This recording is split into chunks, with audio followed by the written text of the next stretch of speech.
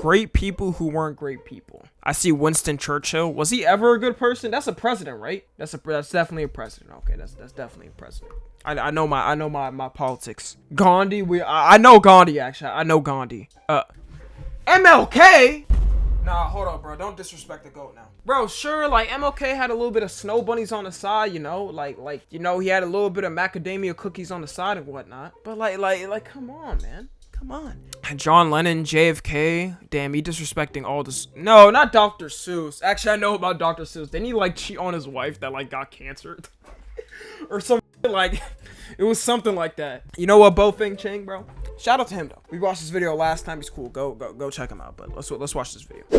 Greatness is a virtue that many of us aspire to achieve. Damn, Whether really that be through the skills we develop or the impact we have on others, we all have something in our lives that we wish to be great at. But there's a level of greatness that some of us achieve that goes far beyond what we expect from most people, where they make such a significant contribution to Would y'all say I'm on the level of them? Like on the level of, like, in the future, you know what I'm saying? I'll be in, like, I'll have a statue like Gandhi. I'll be a Nelson Mandela or something like that. You never know. Like, okay, really think of it. 100 years in the future, my impact could be studied in history books. Think of it, because this is history right now in the current moment. Things that are happening right now. Even you right now. You could be in the history books. Maybe something happens to you and it goes viral. You know, people could talk about it. Not even close. Okay.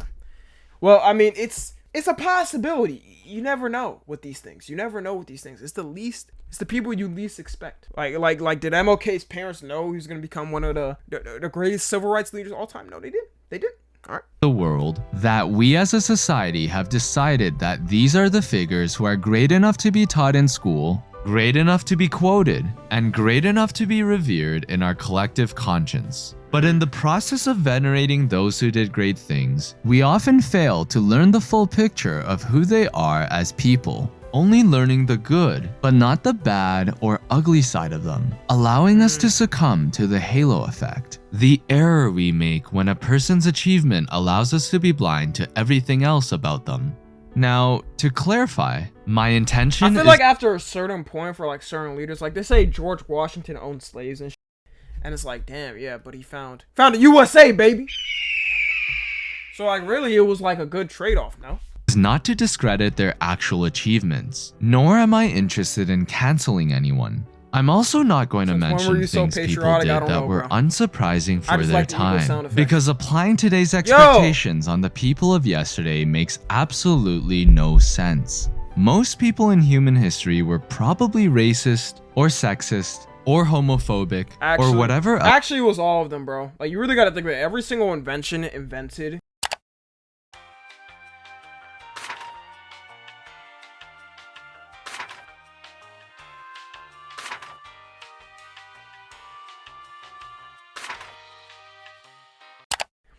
before the 1900s, it was either invented somebody that was, like, very racist, you know, very misogynistic, very homophobic. Probably all three, to be honest.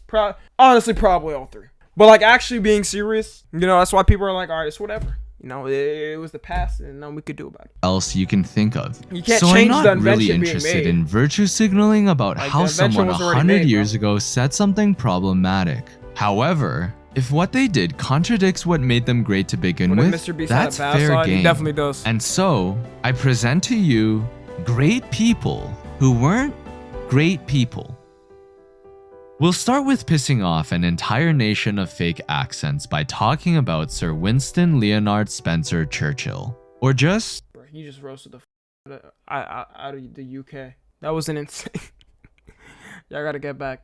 Churchill, better known as that guy who defeated Hitler. To this day, the British consistently regard him as one of the greatest Britons to have ever lived. And if all you know about Churchill are his achievements as the UK's leader against the Nazis, you'd probably feel the same way. But here's the hard truth. If it wasn't for World War II, Churchill would have been remembered for much worse. And that's being generous, since he likely wouldn't be remembered at all. Despite being one of history's most staunch opponents of the Nazi regime and its hateful ideology, he had surprisingly similar views that a racial hierarchy existed, believing that white Protestants were at the top, followed by white Catholics, then Indians, and then Africans. Okay, how does the leveling system work? How do you have a hierarchy for racism? Like, how does that make any sense? He's like, all right, well, I mean, you know what, bro? Indians weren't as bad to me because, like, you know, they make chai tea, they make good tea and stuff like that. But after that, bro, y'all, everybody else, you know, off. Off, bro. Yo, we don't care. We don't care. That is the most insane shit I've ever seen. A hierarchy. Apparently, the other races didn't matter enough. Again, I'm not interested in bringing up all his comments if those ideas were mainstream. But even during that time, his views on racial supremacy to justify British imperialism were considered to be fringe and extreme. As late as 1955, 10 years after defeating the Nazis, he reportedly suggested the phrase, "Keep England white," as a good slogan to use against immigration. But perhaps the worst stain on Churchill's legacy is his action, or rather, lack of action, during the Bengal famine of 1943. While British officials begged for food supplies to be directed for India, Churchill and his cabinet ordered 170,000 tons of wheat from Australia to be transported to Europe in order to build a stockpile for European civilians. Let me say that again. He ordered food to pass by millions of starving people who were his British subjects at the time in order to be used for storage in Europe. But this isn't terribly surprising given that he once said, could you imagine like the kids looking at like the truck of like just massive food passing by? I'm surprised, bro. Did they ever like wage war against the UK? Actually, what am I saying, bro? They own the whole world at a certain point, so they didn't really have a chance, to be honest. I hate Indians. They are a beastly people with a beastly religion, as well as blaming the famine severity. Crazy shit is, Indian hate hasn't changed to this day. Bro, people just be going online and just be slandering Indian people. Like, it's actually crazy, bro. It hasn't changed to this day. You go on any social media platform, Twitter, TikTok, you just be seeing, you know those videos where it's like, what race would you not date? It's always like, Indian's always going to be thrown in there. Indian's probably like 90% of it. It's going to be like 90% of it. On his view that Indians breed like rabbits. By the time he finally approved for food to be sent, up to 3 million people were already dead. Lastly, the man hated Gandhi with a passion, since he represented a largely peaceful movement advocating for Indian independence. Consistent with earlier points about his belief that certain races were inferior to others and his general disdain for India, Churchill was completely against any form of self-determination for Britain's colonies, and actively wished for Gandhi and his movement to die in failure. Now that I've pissed off the English and made goodwill with the Indians, it's time to burn the bridge with my fellow Indians and talk about Gandhi. This man has been rightfully celebrated by India for helping I low-key know about, why was I about to say Kanye? I know about Gandhi. Like, I'm pretty sure he slept naked with like underage girls or something like that. Like something super weird. Something super weird, and they're like, you know, he's all about peace and stuff like that. So it's they just like let it pass by. To bring about the country's independence from the United Kingdom. And he's admired internationally for his use of non-violent activism. But despite his lifelong battle against the oppression of Indians by the British Empire, he didn't seem to mind knowing that the same empire was also oppressing Africans, referring to them as savages, half-heathen natives, uncivilized, and dirty like animals. How someone can have those beliefs about a group of people, but also insist that those Crazy thing is, bro, there's like really like dark-skinned Indians and stuff. Like if you go to India, there's like yeah, you can see people light, let's say like light like me, like how I'm light, and then you see people that are like more darker, cause like where the do you think your ancestry came from? Where do you think your ancestry came from? They migrated probably like, I don't know, thousands of years ago, and they went to that land, bro. Beliefs don't apply to his own group. Bro, was there ever, actually, now that I really think of it, was there ever a society that like wasn't racist? Like a single like actual leader, like big leader of a country that we know that like wasn't racist? Like a bit racist at all, or is it just bro? It's like every single one was just, you know, I'm talking about world leaders. No, maybe. Baffling to say the least. It would be a bit like him saying, "Hey Britain, you need to stop viewing Indians as dirty, uncivilized people and give us independence." Oh wait, you meant the Africans? Yeah, I totally agree with you then. Gandhi also had some disturbing ideas about sex. He would conduct so-called tests on his celibacy in order to determine his self-control. To him, lust was an enemy that needed to be destroyed, and he somehow concluded that the best way to defeat it was to sleep with naked teenagers who were more than half a century younger than him. Despite all these shortfalls of Gandhi, he helped to inspire younger generations throughout his lifetime, convincing leaders around the world to use non-violent means to advocate for what do they mean more than half? How old was Gandhi when he became, like, big? He was 78 when he died, bruh. He was 70. Oh, nah. Oh, nah. Damn shame. Their causes, with one of them being our next great person, Martin Luther King Jr. Revered for his powerful and inspiring speeches protesting the injustices black people face in America, MLK is rightfully at the top of many lists when it comes to history's greatest people. Bro, there could be something hidden revealed about MLK that, like, he literally gunned down 10 families or something and then made the kids watch the parents die and then kill the kids after. And it wouldn't matter, bro, because it's like, it's MLK. It's MLK. Come on, bro. Yeah, he has some snow bunnies on the side, sure. But, like, you know, with any great leader, you just gotta, you know... But if there's one thing confirming that he's still just a human, it was women. Throughout his life as a civil rights leader, women in the movement have been consistently put on the sidelines. Figures such as Ella Baker and Dorothy Height describe their personal experiences of often being made subordinate to male leaders like MLK, despite the fact that they were the same skin color, fighting for the same cause. But Rosa Parks, I guess when he gave his famous "I Have a Dream" speech and declared that all men are created equal, he really only meant that all men are created equal. And he— to be honest, like 90% of men back then, this was pretty much their beliefs.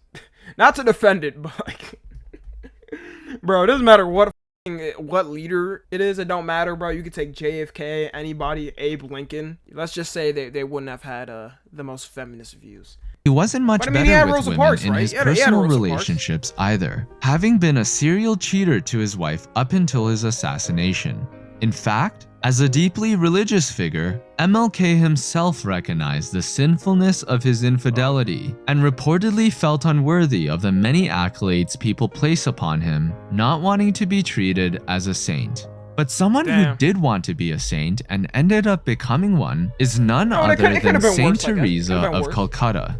With a name synonymous with selflessness, Mother Teresa continues to be admired around the world as a humanitarian icon, even receiving the Nobel Peace Prize in 1979. The best way to comprehend her impact on the world is by understanding that her primary— damn, she kind of fine. Why?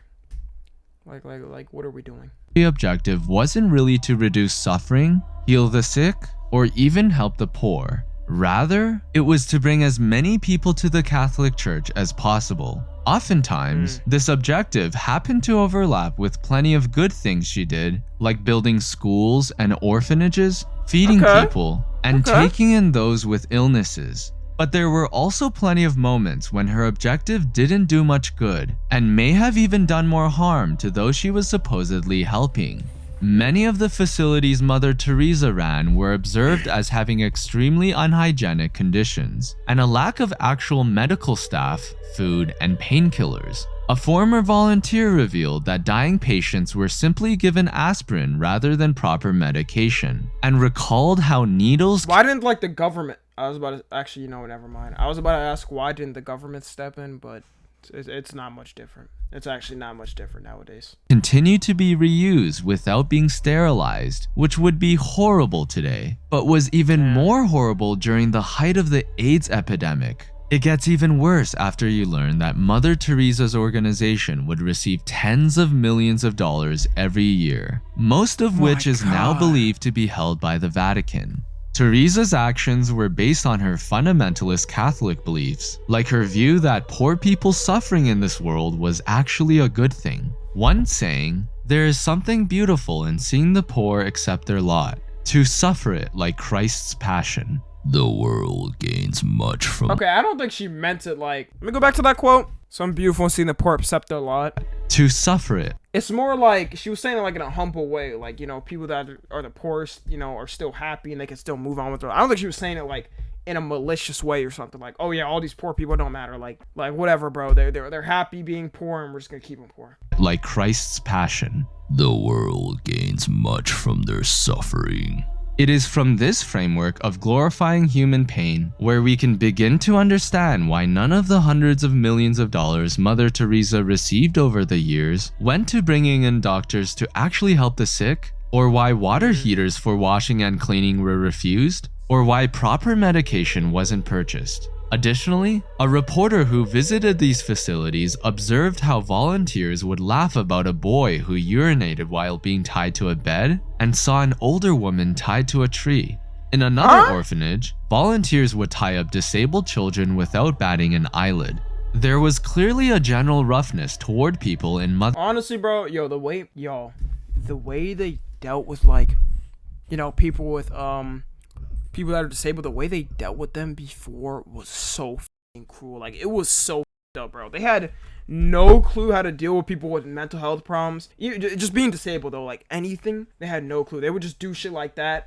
They would basically just keep them locked up, kind of like a kid. When a kid keeps crying and the kid stops crying eventually, they would just kind of just do that. It was so far. We gotta be happy. We gotta count our blessings, all right? That you know, we don't live then. That we could get the proper care if we have any mental health or, you know, disability. Mother Teresa's care. So despite being declared a saint by Pope Francis in 2015, to many of her critics, she was certainly anything but.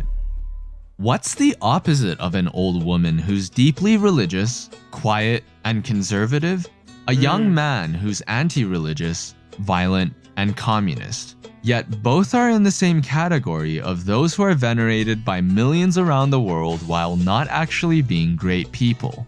I am, of course, talking about Mr. Ernesto Che Guevara, the ubiquitous symbol for counterculture and rebellion. Damn, he kind of looks tortured and executed hundreds of people and established Cuba's first military units to aid production, or concentration camps for short. Tens of thousands of intellectuals, gay people, priests, conscientious objectors, and really anyone who is considered antisocial, such as hippies, were targeted. Which is especially ironic considering that the very people who celebrate him today would be the exact types of people thrown into these forced labor camps or just straight up executed. Despite having the supposed morally superior ideology, Che referred to gay people as sexual perverts, Mexicans as a band of illiterate Indians, and black people as those magnificent examples of the African race who have maintained their racial purity thanks to their lack of affinity with bathing. Just when I thought we were good, bro. Can we get one leader that, like, isn't racist? Please? Come on, bro. Like, I thought we were good, bro. Really, man? And I just said you look cool, bro. You had like a cool hat. You had like a cool hat, man. Damn, bro. Maybe next time. Maybe with the next leader. Maybe with the next leader, okay? Quite the progressive icon. What's probably the most ironic thing about Che the anti-capitalist that would have him rolling in his grave would be the fact that his iconic photograph has been making filthy capitalists filthy rich from the very moment he died, selling millions of posters, hats, flags, hoodies, backpacks. I mean, it is a hard image, honestly. This is a hard image, but I mean, he's a bad guy. Mouse pads, shirts, you name it. Being commercialized and exploited more than possibly any other figure in human history. Today, his rockstar image to most people makes him less Lenin and more Lenin, which, speaking of the devil, John Lennon.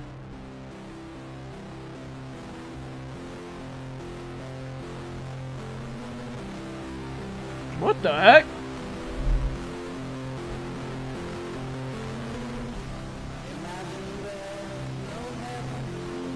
Just got flashbanged. Considered one of the greatest musicians of all time, there is no doubt.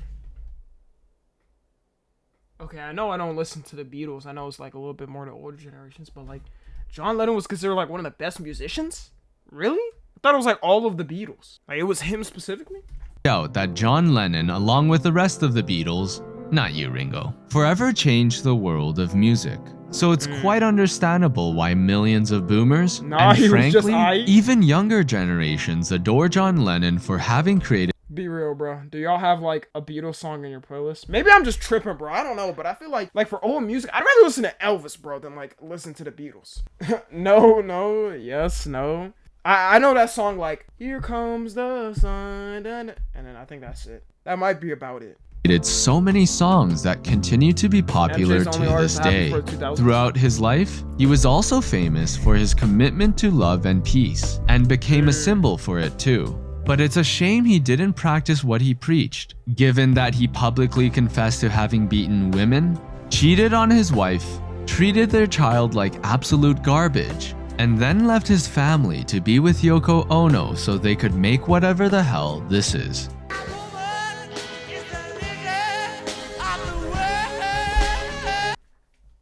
What? Now I definitely don't with the Beatles. What did he just say? Nah, bro. John Lennon, count your days. Actually, wait, you can't count your days. You can't count your days. You can't count your days. Best artist ever, by the way.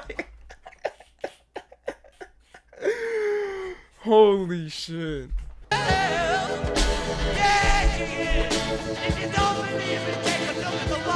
You know, maybe it's just like trying to blend the words in the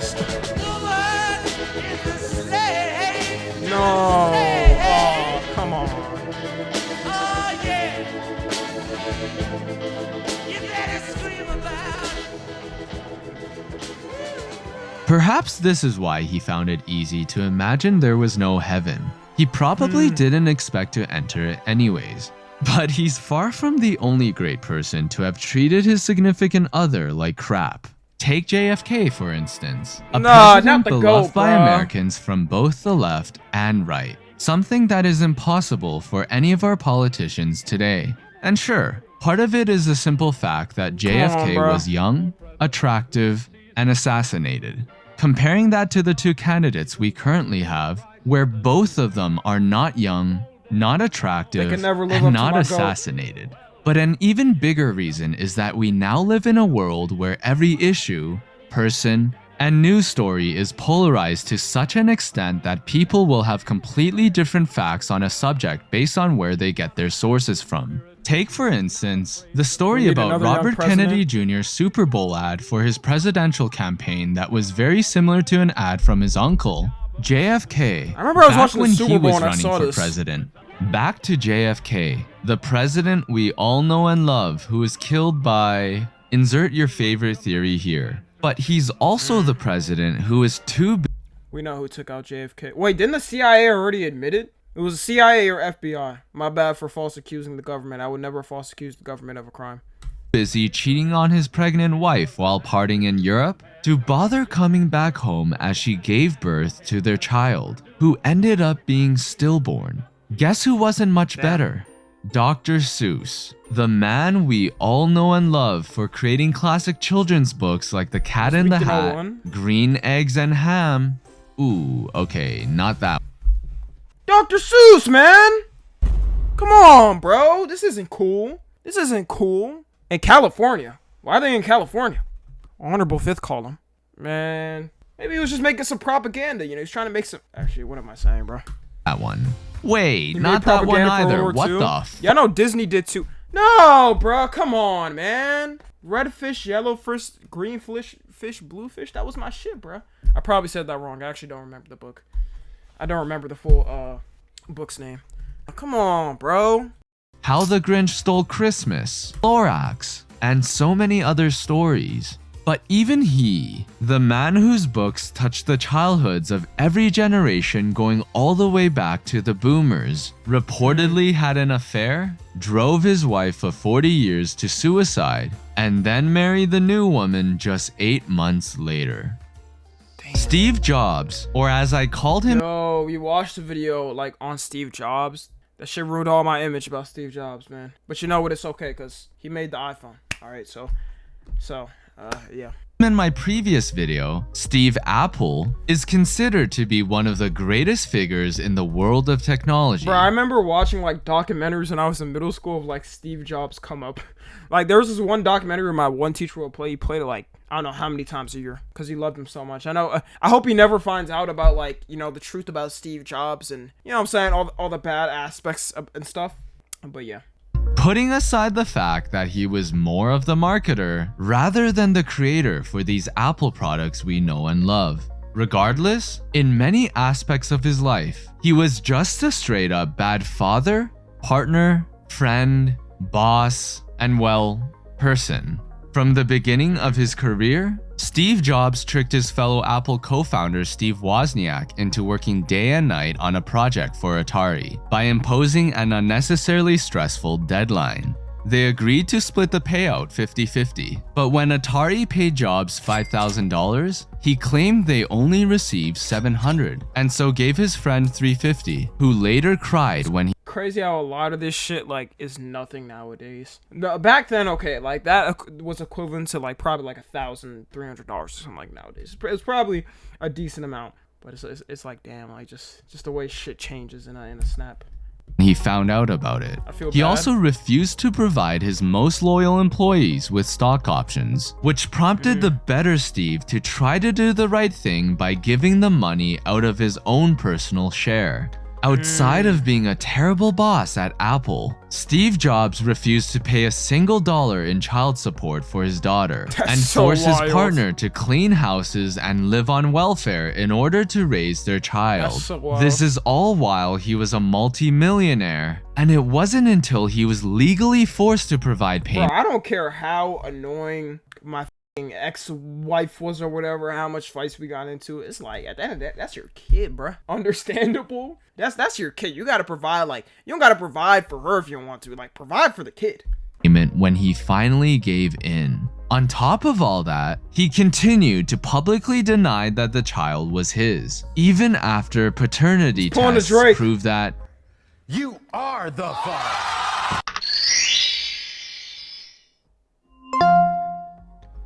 And one more thing that might seem insignificant to some people, but what I think says a lot about his character. He would regularly park in handicap spots and drove without a license plate. Yo, they got this man in 4K.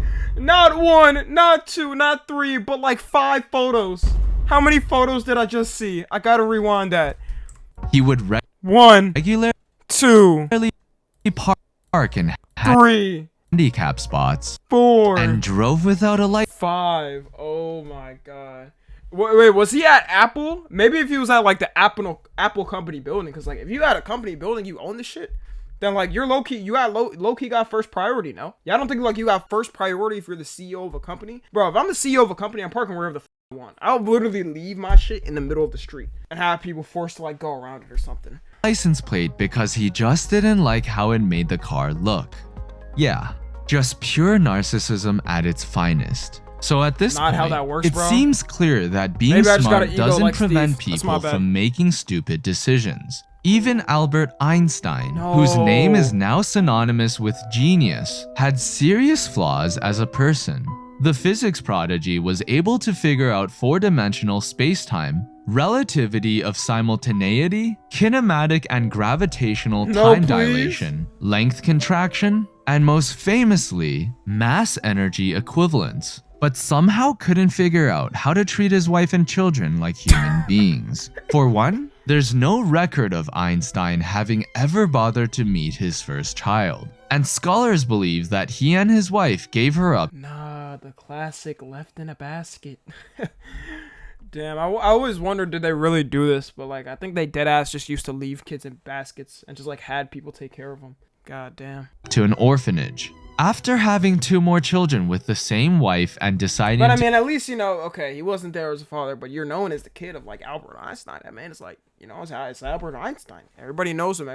He's like the symbol of geniusness. So he gave you the genes. You didn't really need to be there. To keep them this time, he suddenly decided to start cheating on her with his own cousin. And you might assume that it was surely a third cousin twice removed or something. But nope. They were first cousins. Their moms were sisters. As if that wasn't bad enough, after his wife found out about the affair, she felt it was still better that Einstein stay with her for their 2 children. But he forced her to accept the following conditions. Shout out to her, bro, because, like, I don't know any woman in this position that would ever do that. I wouldn't do that if it was the opposite way. The exact opposite way, I don't think I could do that. My clothes are kept in good order. I am served 3 meals a day in my room. We will have no personal relations or affection unless we're out in public to keep up social appearances. And you must leave my bedroom or study immediately when I ask you to. In other words, like he told her, clean and organize my clothes, make me breakfast, lunch, and dinner, do not touch me, and shut up and leave whenever I feel like it. To add insult to injury, he would describe his wife as an unfriendly, humorless creature, writing, I treat my wife as an employee whom I cannot fire. She ended up having a nervous breakdown after he decided to still leave her and their 2 children and marry his first cousin. Now, one might have hoped that at the very least, he found his true love in his cousin and remained faithful to her. Don't tell me he cheated. Bro was the ancient Andrew Tate. Bro, y'all gotta realize that Andrew Tate... Okay, Andrew Tate doesn't come close to this. Like, come on now, bro. You ask Andrew Tate, he's not gonna say some shit like that. Actually, that's probably a lie. He probably would say that. But, like, bro, that was, like, all, like, 99% of men. Like, especially before the 1900s, 100% like that. But don't tell me he cheated on his first... It sounds so weird saying he cheated on his first fucking cousin, but it's what's gonna pop up. He cheated on his first cousin. Probably for another first cousin. Happily ever after. But nah, if anything, he had even more affairs with women during his second marriage than his first. So it seems that if you're smart enough, whitewashed enough, respected enough, talented enough, or die early enough, you can get away from the scrutiny of society and maintain a fairly positive legacy. Look, I'm not saying that we need to invalidate people's meaningful achievements just because they also did awful things. And I'm certainly not telling you to buy an Android or listen to the Beach Boys or be racist. Being a great person and being a great person are 2 very different things. But what's it's like, would you separate the art or the artist? So I guess it's kind of similar, but like, could we say it's art? We could kind of say it's similar, but I don't know if we can call their work like art. Fortunate about this world is that too often we only seem to admire one of them when we should be celebrating both. Yes, we ought to be thankful for all the wonderful things these people did for us, but we should be just as grateful for the great people in our lives that make life truly great. MJR go no matter what. In the span of one video, I somehow managed to piss off British people, Indians, Americans, right-wingers, left-wingers, boomers, got everybody. Everyone, and worst of all, Apple fanboys. So in anticipation... You know who he didn't put in this video, though? My goat Kanye, bro. My goat Ye. I didn't see Ye in this video. So, like... You know what, bro? This just proves like he's never done a bad thing ever in his life. Ever. Of the hate I'll be receiving, help me balance it out by giving this video a like. Thank you, sir. W video, man. Y'all go check him out. Bofeng Chang. Good video. So, May graduation. Ye will be on part 2. So yeah, honestly, yeah, this doesn't really take away, especially MLK, bro. I don't give a if MLK gunned down a family of, I don't care if you gunned down a whole block of people, alright? He's the GOAT. Same thing with JFK, Steve Jobs, kinda, I don't know, I guess kinda he gave us the iPhone, you feel me? Einstein, you can't take that away from me. But yeah, everybody's done bad things in history. You know, 99% of people that made inventions, they were probably racist, probably made a long time ago, racist, misogynistic, homophobic. It is what it is. But yeah, if you're watching this on YouTube, join the Discord.